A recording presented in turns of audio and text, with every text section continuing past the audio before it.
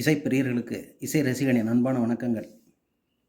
கடந்த எபிசோடில் ஒரு அறிமுக உபயோகத்திற்காக ஒரு கீபோர்டை எடுத்துக்கொண்டு பார்க்கும்போது அதனில் நாம் ஸ்வரங்களை எளிதாக கண்டறிய முடியவில்லை என்பதனால் அடையாளமிட்டு கொண்டு அதனை பின்பற்றி ஸ்வரங்களை கோர்த்து அந்த பாடலை நாம் எழுதி இசைக்கலாம் என்ற ஒரு ஆவலில் சென்ற முறை இந்த பெயரூட்டுதல் அடையாளமிடுதல் பகுதியை முடித்து அதை அடுத்து ஒரு ஜனகணமன என்ற பாடலை சங்கராபரண ராகத்தில் எப்படி இசைக்கலாம் என்பதற்காக எல்லாம் பார்த்தோம்.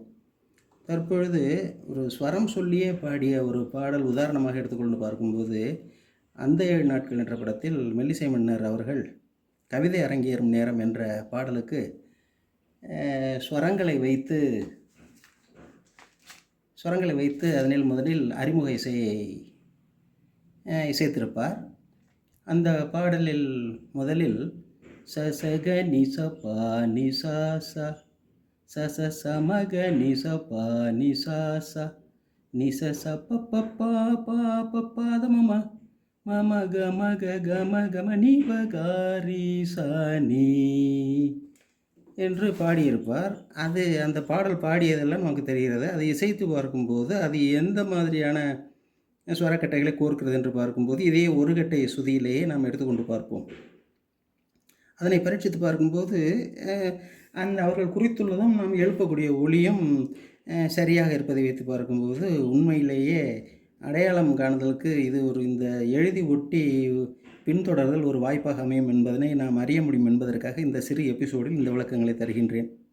அதாவது கீபோர்டில் ஏற்கனவே பாடல்களை வாசித்து பார்க்கின்றோம், ஆனால் என்ன ஸ்வரங்களை அது தொடுகிறது என்பது பற்றி தெரியவில்லை. அதற்காகத்தான் அந்த கட்டைகளில் ஒரு கட்டை சுதியாக எடுத்துக்கொண்டு வரிசையாக ஸ்வரங்களின் பெயர்களை இட்டு அதனை பின்பற்றி பார்த்து பாடல் இசைத்து பார்க்கும்போது அது அந்தந்த ஸ்வரங்கள் என்று நாம் தெரிந்து கொள்ள வாய்ப்பாக அறிகிறது. இப்போ இந்த பாடலில் ச ச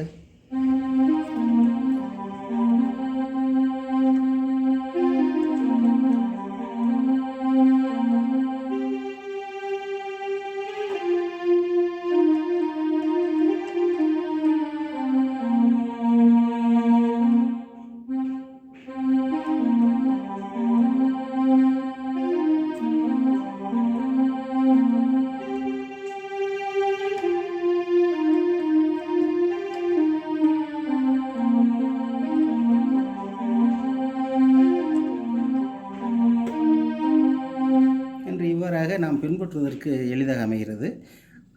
ஒவ்வொரு பாடலுக்கும் ஸ்வரங்களை மெல்லிசை மன்னர் கொடுத்து அதனை பரீட்சித்து பார்த்து நாம் உறுதி செய்கின்றோம்.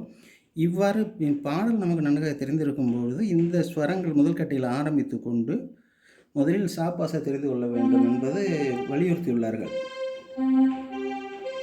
இது ஒரு கட்டை சுதிக்கான சாப்பாசா. 2 கட்டை என்பது இங்கு வரும். இவ்வாறு நாம் பாடக்கூடிய பாடலின் ஆதார சுதியை கண்டறிவதற்கு சாப்பாசாவை முதலில் உறுதிப்படுத்திக் கொள்ள வேண்டும் என்று கூறினார். அதை பின்பற்றி பார்க்கும்போது ஒரு கட்டை சுதியில் நாம் மெல்லிசை மன்னர் அவர்களின் இசையில் வந்த அதே பாடலை இசைத்து பார்க்கும்போது இந்த ஸ்வரங்கள் அவர்கள் கூறியது போலவே வருகிறது என்பதை தெரிந்து கொள்கின்றோம். இது ஒரு எளிமையான உதாரணமாக எடுத்துக்கொண்டு தங்களுக்கு இன்று சமர்ப்பிக்கின்றேன். இனி அடுத்து வரக்கூடிய பகுதியில் இந்த தாய்ராகங்கள் ஏற்கனவே கூறியிருந்தேன். தாய்ராகங்கள் பற்றி பார்க்க வேண்டும். விமர்சையான பிரபல்யமான தாய்ராகங்கள் மற்றும் அவற்றின் பாடல்கள் பற்றி பார்க்க வேண்டும் என்று கூறியிருந்தோம். அது அடுத்து வரக்கூடிய எபிசோடுகளில் அதனை தொடர்வோம். தற்பொழுது ஆவல் மிகுதியில் நாம் அடையாளமிட்டுள்ள இந்த ஸ்வரங்களை பின்பற்றி ஏற்கனவே பாடல்களில் வந்துள்ள ஸ்வரங்களை உபயோகித்து அதே பாடலை நாம் இசைத்து பார்ப்பதற்கு ஒரு வாய்ப்பாக தற்பொழுது அமைந்திருப்பதை தெரிவித்துக் கொள்கின்றேன். இதுபோல அனைத்து பாடல்களையும் நாம் முயற்சி செய்து பயில வேண்டும். இது எழுதி ஒட்டாமல் நாம் வாசிக்கும் அளவுக்கு நாம் பயிற்சி எடுக்க வேண்டும். அது காலப்போக்கில் சிறிது சிறிதாக பயிற்சி எடுத்து அந்த நிலையை எட்ட முடியும் என்பதை தங்களுக்கு அன்பாக தெரிவித்துக் கொள்கின்றேன். நன்றி, வணக்கம்.